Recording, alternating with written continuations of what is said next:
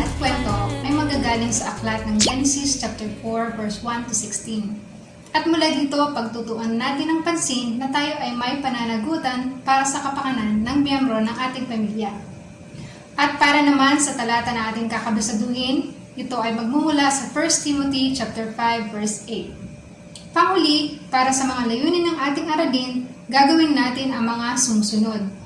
Una, sabihin kung paano tratuhin ni Cain ang kanyang kapatid na si Abel. Pangalawa, suriin kung gaano kahusay ang pagtrato sa mga miyembro ng ating pamilya. Pangatlo, piliing gumawa ng isang mabuting kawanggawa para sa ating pamilya. God created, oh God created, God created, oh God created. Magandang araw mga bata! Ngayon naman tayo ay aawit. Ang awitin natin ay Napakatamis ng Pag-ibig ni Jesus. Napakatamis ng pag-ibig ni Jesus. Napakatamis ng pag-ibig ni Jesus. Napakatamis ng pag-ibig ni Jesus. Oo, napakatamis. Mataas pa sa bundok, malalim pa sa dagat, malawak pa sa daigdig. Oo, napakatamis. Napakatamis ang pag-ibig ni Jesus. Napakatamis ang pag-ibig ni Jesus. Napakatamis ang pag-ibig ni Jesus. Oo, napakatamis. Mataas pa sa bundok, malalim pa sa dagat, malawak pa sa daigdig. Oo, napakatamis. Oo, napakatamis. Oo, napakatamis. God created, oh God created, God created, oh God created. Magandang hapon sa inyo mga bata. Bago tayo mag-aral ng salita ng Diyos sa araw na ito, tayo muna ay mananalangin. Iyuko natin ang ating mga ulo at ipikit natin ang ating mga mata. Panginoon, salamat po sa araw na ito na kami po ay muling makakapag-aral ng inyong pong salita. Dalangin ko po ang aming mga teacher, patuloy niyo po silang bigyan ng talino at wisdom sa kanila pong pagtuturo ng inyong pong salita. At ang aming mapapainggan na inyong pong salita ay maisa puso at maisa isip po namin ito at mai-apply po namin sa aming mga buhay. At Lord, humingi rin po kami ng tawad sa aming mga nagawang kasalanan at patawarin niyo po kami. Maraming pong salamat sa araw na ito sa pangalan ni Jesus na aming tagapagligtas. Amen. God created, oh God created, God created, oh God created. Magandang araw sa inyo mga bata at malugod na pagtanggap sa bawat isa. Natutuwa ako na makita kayo na nakikinig sa ating programa sa hapon na ito. Ang ating kwento sa araw na ito ay matatagpuan sa Genesis chapter 4 verses 1 to 16. Si Adan at Eva ang unang lalaki at babae sa mundo. Sila ay naging pamilya. Si Eva ay nagdalang tao at nanganak ng sanggol na lalaki. At sinabi niya, "Dahil sa tulong ng Panginoon, ako ay nagkaroon ng anak na lalaki." Kaya pinangalanan niya siyang Cain. At sa kalaunay siya ay nanganak uli ng isa pang sanggol na lalaki at pinangalanan naman niya na ito ng Abel. Si Abel ay naging pastol, nangangalaga sa mga tupa at iba pang mga hayop. Si Cain ay isang magsasaka, nagtatanim ng mga gulay at iba pang mga pananim. Makalipas ang ilang sandali, nagdala si Cain ng ilan sa kanyang mga ani at binigay ito bilang handog sa Panginoon. At si Abel din ay nagdala ng panganay na matabang batang tupa na ipinanganak mula sa kanyang mga inaalagaan. Pinatay niya ito at ibinigay ang pinakamahusay na mga parte bilang handog. Ang Panginoon ay nalugod sa handog ni Abel, subalit tinanggihan niya si Cain at ang kanyang handog. Dahil dito, Si Cain ay galit na galit at nakasimangot sa galit. At sinabi ng Panginoon kay Cain, "Bakit ka galit? Bakit nakakunot ang iyong muka? Kung ginawa mo ang tama, ikaw ay nakangiti sana. Ngunit dahil gumawa ka ng masama, ang kasalanan ay gumagapang papunta sa iyong pintuan. Gusto nitong mamuno sa iyo, subalit kailangan mong mapagtagumpayan ito." Subalit imbis na sundin niya ang salita ng Diyos, siya ay nanatiling may galit sa kanyang puso. At sinabi niya sa kanyang kapatid na si Abel, "Tara, pumunta tayo sa bukid." Nang sila ay nasa bukid na, si Cain ay bumaling sa kanyang kapatid at pinatay niya ito. Akala ni Cain sa kanyang sarili na walang nakakakita sa kanya nang patayin niya si Abel. Pero nakita ng Diyos ang kanyang ginawa. Hindi matakasan ni Cain ang Diyos. Tanong ng Diyos si Cain, "Nasaan ang iyong kapatid na si Abel?" Siya ay sumagot, "Hindi ko alam. Ako ba ang tagapag-alaga ng aking kapatid?" At sinabi ng Panginoon, "Bakit mo nagawa ang karumal-dumal na bagay na ito? Ang dugo ng iyong kapatid ay sumisigaw sa akin mula sa lupa na parang tinig na humihingi ng paghihiganti. Ikaw ay ilalagay sa ilalim ng sumpa at hindi na maaari pang magbungkal ng lupa." Nabasa nito ang dugo ng iyong kapatid, binuksan nito ang kanyang bibig at tinanggap ito ng iyong patayin ang iyong kapatid. Kung susubukan mong magtanim, ang lupa ay hindi magbibigay ng anumang pananim. Ikaw ay magiging walang tirahan at taong gala sa lupa. At sinabi ni Cain sa Panginoon, "Ang kaparusahang ito ay napakalupit para sa makayanan ko. Pinalalayas mo ako sa aking bayan at malayo sa iyong presensya. Ako ay magiging takas at walang tahanan at palaboy sa lupa, at kung sino ang makakita sa akin ay papatayin ako." Ngunit sumagot ang Panginoon, "Hindi, kung sino man ang pumatay sa iyo, 7 buhay ang kukunin bilang ganti." Kaya nilagyan ng Diyos ng marka si Cain para bigyan ng babala ang sino man na makakita sa kanya at hindi siya papatayin. At si Cain ay umalis mula sa presensya ng Panginoon at nanirahan sa lugar na ang pangalan ay Nod sa silangan ng Eden. Diyan nagtatapos ang ating kwento, mga bata. Ngayon naman, nagbibigay ako ng ilang mga katanungan para malaman natin kung talagang nakinig ba kayo. Ito ang ating tanong na una. Bakit nagalit si Cain kay Abel? Tama, dahil tinanggap ng Diyos ang handog ni Abel at tinanggihan niya ang kay Cain. Paano pakitunguhan ni Cain ang kanyang kapatid? Tama, pinatay niya ang kanyang kapatid. Ano naman ang naramdaman ng Diyos sa ginawa ni Cain? Tama, ang Diyos ay hindi nalugod at ito ay lubos na nagalit. Ano ang mga bunga ng maling pagkilos ni Cain? Hindi na siya pwedeng magtanim at siya ay naging lagalag. God created, oh God created, God created, oh God created, God Si Abel ay walang ginawa para masaktan si Cain. Dahil sa maling ugali ni Cain patungo sa Diyos, kung bakit hindi tinanggap ng Diyos ang kanyang handog. Binuhos ni Cain ang kanyang galit sa kanyang kapatid at pinatay niya ito. At nang siya ay tanungin, "Nasaan ang iyong kapatid?" Siya ay sumagot, "Hindi ko alam. Ako ba ang dapat na tagapangalaga ng aking kapatid?" Dahil sa ginawa ni Cain, siya ay pinalaya sa presensya ng kanyang mga magulang, pati na rin sa Diyos. Siya ay nagpagala-gala, siya ay nahiwalay sa kanyang pamilya. Mga bata, kayo ay mayroong pamilya. Sila ay ang inyong magulang at mga kapatid. Ang inyong mga lolo at lola at iba pang mga kamag-anak ay parte din ng inyong pamilya. Ang mga tao na nagtatrabaho at kasambahay sa inyong bahay ay maituturing din na parte ng inyong tahanan. Paano niyo dapat silang tratuhin? Sige, tingnan natin. Sasabihin ko sa inyo ang mga ilang bagay na ginagawa ng mga pamilya sa bawat isa. Makinig sa aking mga sasabihin at suriin kung ito ay ginagawa niyo o hindi. Una, sinisigawan ni Kuya ang nakababatang kapatid na lalaki pag siya ay nagkakamali. At bilang ganti, ang nakababatang kapatid na lalaki ay sumisigaw ng malakas pabalik kay Kuya.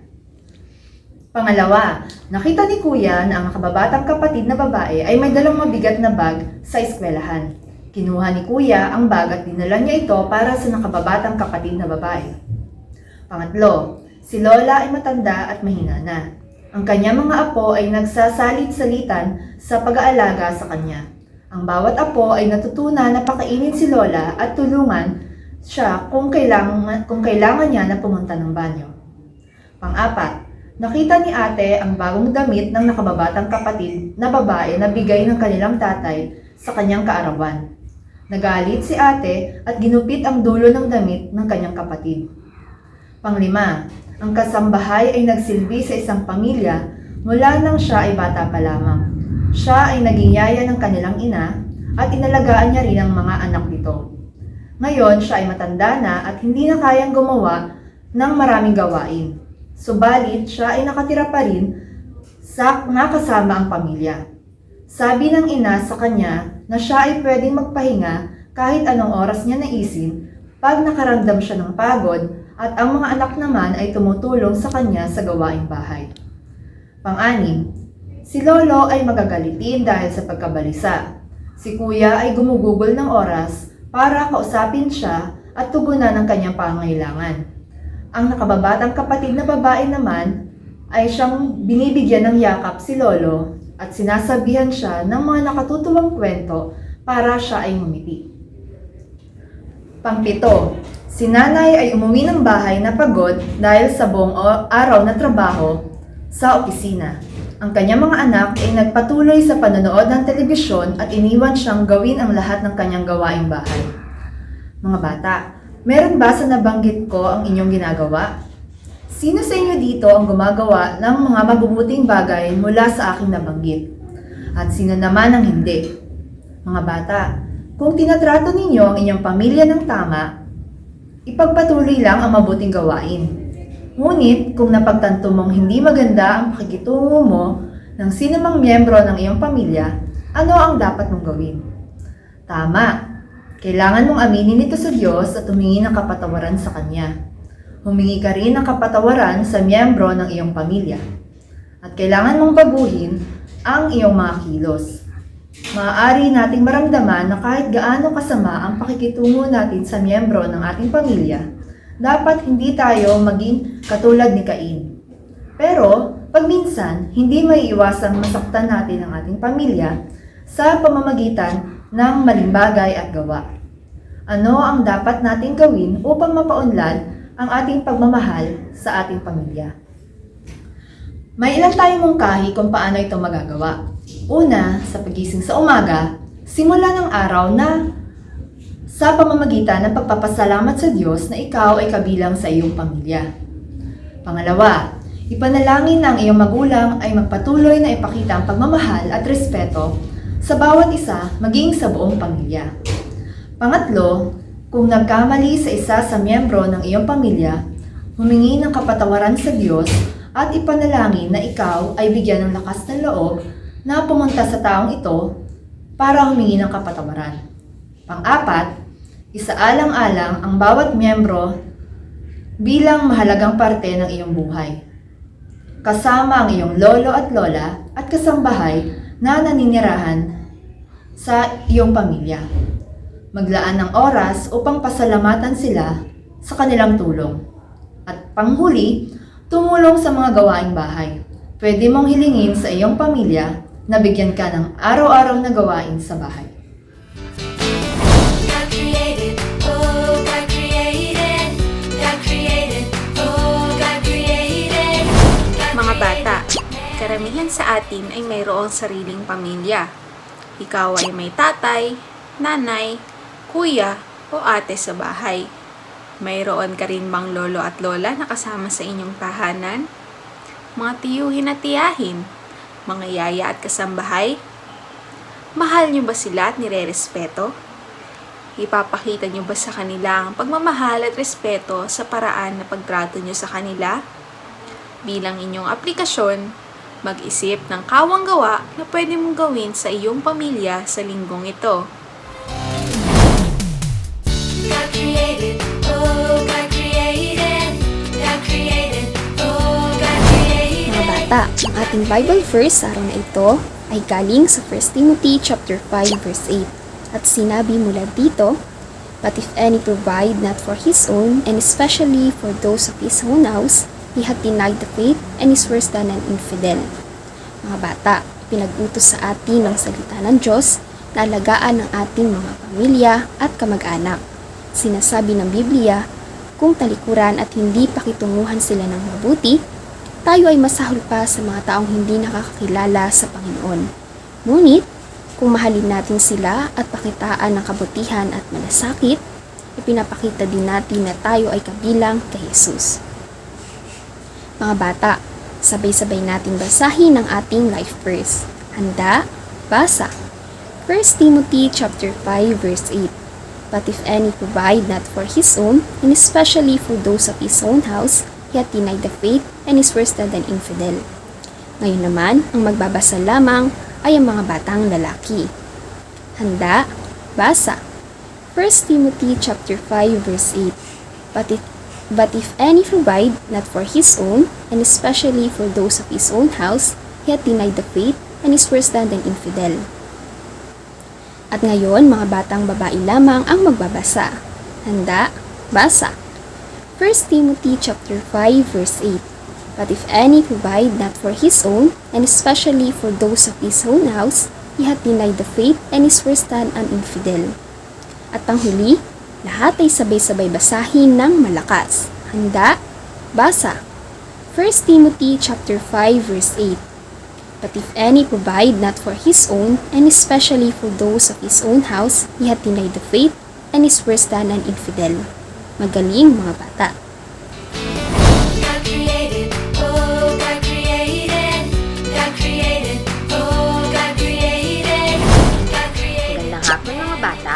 Mga bata, isa na naman pagkakataon na ipakita ang pagmamahal sa Diyos sa araw na ito sa pamamagitan ng pagbibigay ng ating mga offering. Ito ay ginagamit para ibahagi ang mabuting balita tungkol kay Jesus sa maraming mga pamilya. Sundin natin kung ano ang ginawa ni Abel. Ibinigay niya ang pinakamahusay na kung ano ang meron siya sa Panginoon. Habang inilalagay natin ang ating mga kaloob sa offering box, kantahin natin ang I'm Giving. I'm giving because I love Jesus. I'm giving because I love Him. Ngayon naman mga bata, tayo ay pumikit para sa panalangin. Panginoon, maraming salamat po sa oras na ito na pinagkaloob niyo po sa amin. Maraming salamat sa amin pong natutunan sa araw na ito. Dalangin po namin ang aming mga kaloob. Nawa po ay maging kagamit-gamit po ito sa inyong gawain, Panginoon. At dalangin po namin ng mga nagkaloob ngayon, patuloy niyo po silang pagpalain. At nawa po ang mga hindi nakapagbigay ay makapagbigay na din po sa susunod na offering. Maraming salamat po muli sa oras na ito na inyo pong pinagkaloob sa amin. Kayo na pong patuloy na mag-ingat sa bawat isa. Sa matamis na pangalan ni Jesus, Amen. God created, oh God created, God created, oh God created, God created. Ngayon mga bata, tayo na sa huling bahagi ng ating programa. Marami pa kayong tutunan tungkol kung paano natin dapat na irespeto, igalang at pakitunguhan ng ating sambahayan, ang ating pamilya, at ang ating mga kasama sa bahay. At kung paano natin sila tatatuhin ng tama ayon sa salita ng Diyos. Kaya ngayon, tayo ay pumikit at manalangin sa Panginoon. Naghina namin Diyos, Ama namin banal, makapangyarihan sa lahat. Muli po Panginoon, kami po ay lubos na nagpapasalamat sa natapos na online Sunday School ng mga bata. Salamat po sa mga teacher, ganoon din po sa mga bata at sa mga magulang na patuloy na nanonood sa aming programa. Patuloy nga po Panginoon, dalangin namin, marami pong matutunan ng mga bata through this kind of program, Panginoon. At patuloy na may pamuhay ng mga bata. At hanggang sa kanilang paglaki ay maging tama ang kanilang pag-uugali at pakitutungo sa kanilang bawat miyembro ng pamilya. Salamat po Panginoon sa pamilyang pinagkaloob niyo po sa amin. At matuto po talaga kami na ingatan sila, pahalagahan at bigyan ng respeto lalo ng aming mga magulang, ang aming pong lolo't lola, ganun din po yung mga nakatanda sa amin. At kung paano kami mamumuhay ng masaya according to your word. Pinupuri ka po namin. In Jesus' name we pray. Amen. God made the earth, we know. God made the oceans, He made the beautiful surf, we know. God made a woman, we know. God made a man, we know. He created them in His image, please understand. God created, oh God created. God created, oh God created. God created man in His own image, oh yeah. God created, oh God created. God created, oh God created. God created man in His own image, oh yeah. We know God made the